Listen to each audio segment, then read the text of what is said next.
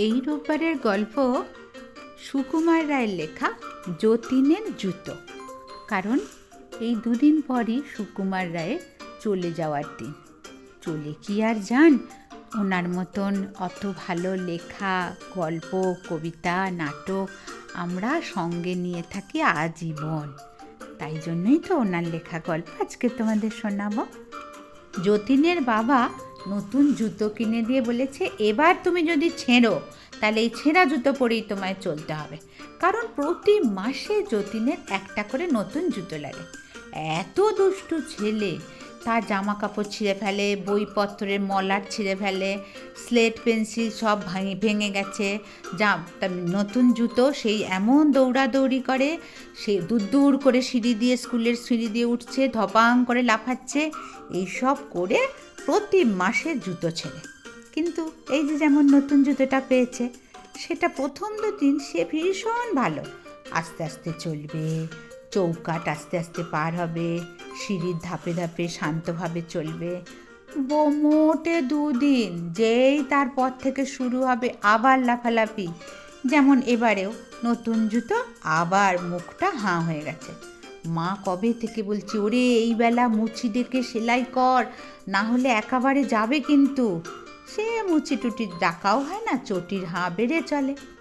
কিন্তু একটা জিনিসের যতীনের প্রচণ্ড যত্ন, সেটা হচ্ছে ঘুড়ি। সে অন্য খেলার সাথেও ঘুড়ি তার খুব প্রিয়। ঘুড়িতে সে মাঞ্জা দেবে, মার রান্নাঘরে গিয়ে আটা নেবে, ঘুড়ির জন্য সুতো চাই, মার সেই সেলাই বক্স থেকে সুতো বার করবে, কাঁচি দিয়ে কাটবে, এসব অনেক কাণ্ড কারখানা করে ঘুড়িকে তার খুব ভালো লাগে। আর ঘুড়ি নিয়ে সে দিবারাত্র ঘুরে বেড়ায়। এরকম একদিন স্কুল থেকে বাড়ি ফিরছে, দেখছে আজকের আমার মার আছে, কারণ জামাটাও ছিঁড়েছে। বললাম যে দুষ্টু, জামাটা ছিঁড়েছে আর জুতোর সেই হাঁ আরও বড় হয়ে গেছে। এবার ও 3 তলা থেকে লাফিয়ে নিচে নামবে, দেখে জুতো একেবারে বড় হাঁ করে তার দিকে ভেঙচি কাটছে, মানে আর সে চলতে পারছে না। কিন্তু তারপরে একটা অন্য ঘটনা ঘটলো। সেই জুতো ওকে নিয়ে সাঁই সাঁই করে আকাশে উড়ে গেল এবং অন্য একটা দেশে গিয়ে সে পড়ল। সেখানে সবাই মুচিরা বসে আছে। মুচি মানে জানো তো, যারা জুতো সেলাই করে। তারা বলল, দেখি তুমি এসো, কি ব্যাপার? জুতো দেখে বলল, ও তুমি তো খুব দুষ্টু ছেলে, তুমি জুতোকে এইভাবে কষ্ট দিয়েছ। তখন যতীন বলে, জুতোর আবার কষ্ট কি? বলে, কে বলেছে কষ্ট নেই? কষ্ট কি শুধু তোমাদের? জানো, তুমি যখন দৌড়াদৌড়ি করো তখন মচ মচ করে আওয়াজ হয়, ওটা তো ওর কষ্ট হয়। তারপরে সেদিন লাফিয়েছিলে, জুতোর ধার ফেটে গেছে, তা ওর কষ্ট হয়নি যে ওর গাটা ওইভাবে কেটে গেছে? খুব কষ্ট হয়েছে, এ নাও সেলাই করো। ও বলছে, আমি তো সেলাই পারি না। বলছে, করতে হবে, এই নাও ছুঁচ সুতো, সেলাই করো, তারপর দর্জির কাছে নিয়ে যাব, জামা সেলাই করতে হবে, এখন অনেক কাজ। ও তো বলে, আমি তো পারি না। ওরাও শুনবে না। তারপরে একটা জুতো তো কোনো রকমে ছুঁচ ফুটে যায় হাতে, ঘাড় গুঁজে সেলাই করতে গিয়ে ঘাড়ে ব্যথা হয়। এসব করতে করতে বলছে, আমার খিদে পেয়েছে, আমি বাড়ি যাব। বলছে, হ্যাঁ সব হবে, এখন কোথাও যেতে দেবো না, আগে জুতো সেলাই। বলে প্রথম জুতোটা হবার পর দ্বিতীয় জুতোটাও বলে করতে হবে এখন। কি ভাগ্যি, যাই হোক, দ্বিতীয় জুতোটা অত বড় করে হাঁ হয়নি বলে কোনো রকমে তো সেলাই হয়েছে। এবার মুচিরা বলছে, এই সামনে 5 তলা বাড়িটা, যাও, ওপরে যাও এবং নেমে এসো। ওর কাছে এটা আর এমন কী ব্যাপার, ও ওপরে গেছে, গিয়ে নেমে এসেছে। বলছে, না হয়নি তো। বলছে, কেন? আমি তো গেছিলাম।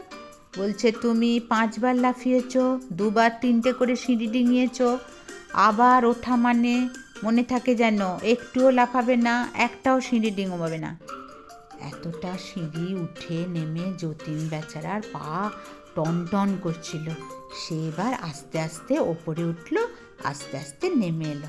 তারা বলল, আচ্ছা এবার ভালো হয়েছে, চলো দর্জির কাছে যেতে হবে। দর্জিও দেখে বলল, কি হয়েছে? মুচিরা বলল, দেখো না জামা কিভাবে ছিঁড়েছে।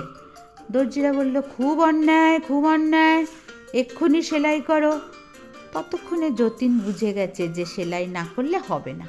ওর কাছে তো ছুঁচ সুতো ছিল।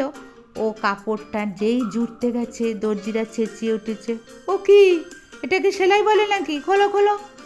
অমনি করে বেচারা যতবার সেলাই করে ওরা দর্জিরা ততবার বলে খোলো, হচ্ছে না।